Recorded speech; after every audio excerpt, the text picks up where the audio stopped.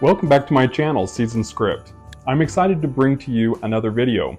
This one launches on Black Friday, the day a lot of people actually put up their Christmas trees. Now, I put my Christmas trees up on November 1st because it takes me so long to get it all done, and I want to enjoy it for as long as I can.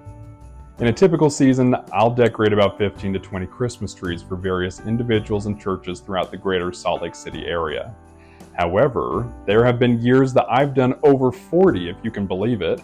Because of the amount of trees and the time it takes to decorate each one, I've created a 7-step system that helps me get them from fresh out of the box to their tastefully displayed positions in a timely manner. And you can too with a little practice. The very first step that I do is fluff the tree. This is a crucial first step.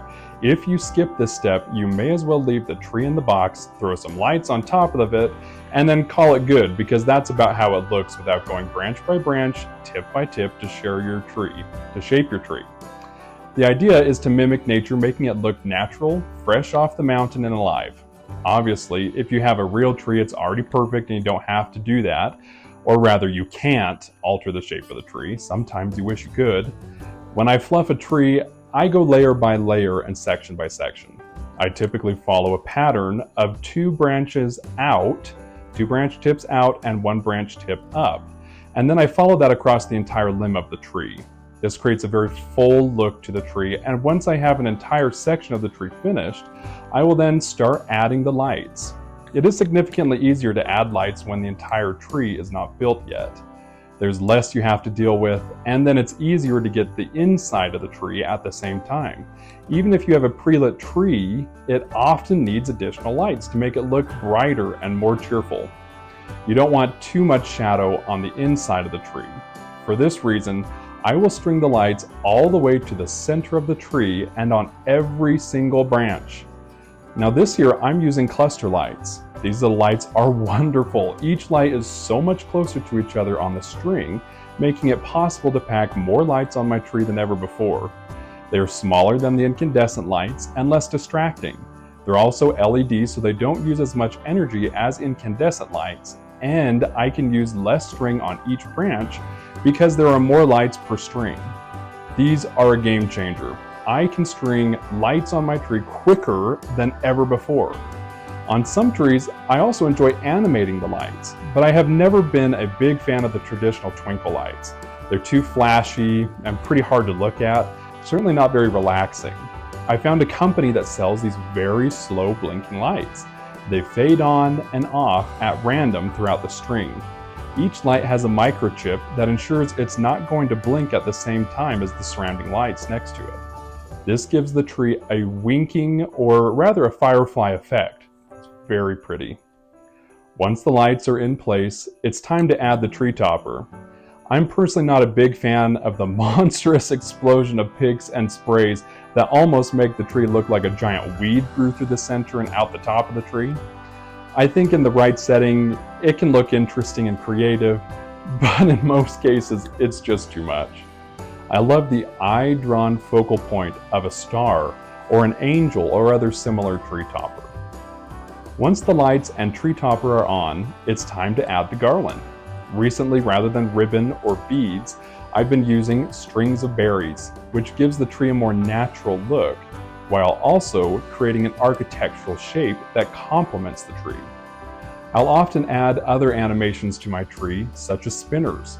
I find the open holes on the tree where I can fit the ornaments that will spin. This year, I added larger ornaments to my spinners, and I think they turned out pretty well. Now, it's time to add the ornaments, and here's another important step that you should not skip.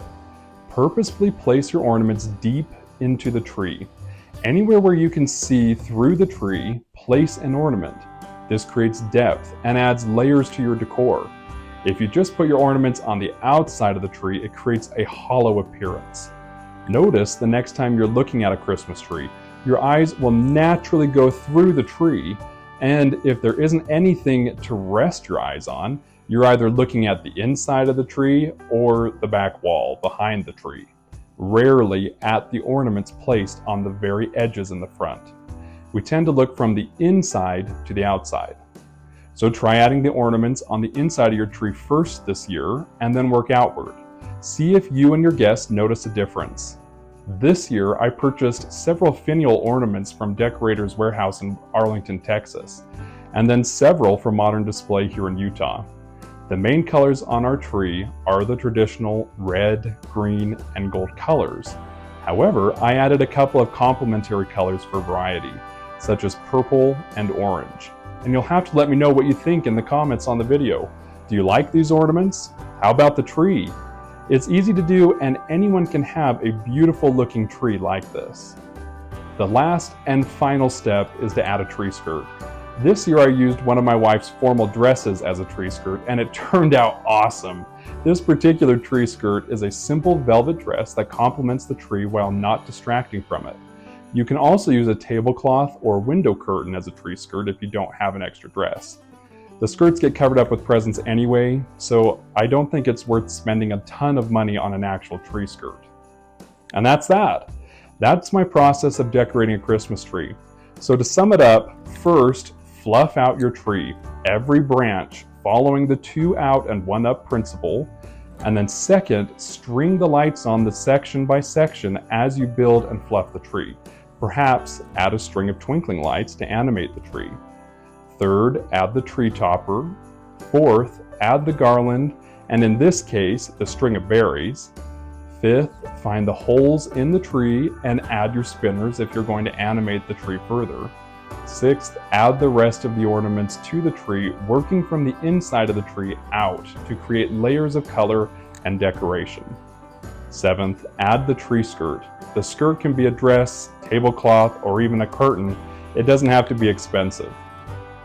I hope you found this video to be enjoyable and helpful. I'd love to see your tree this year, so please share a picture with me in the comments below. May your Christmas trees bring you meaningful time together and warm, magical celebrations. Merry Christmas.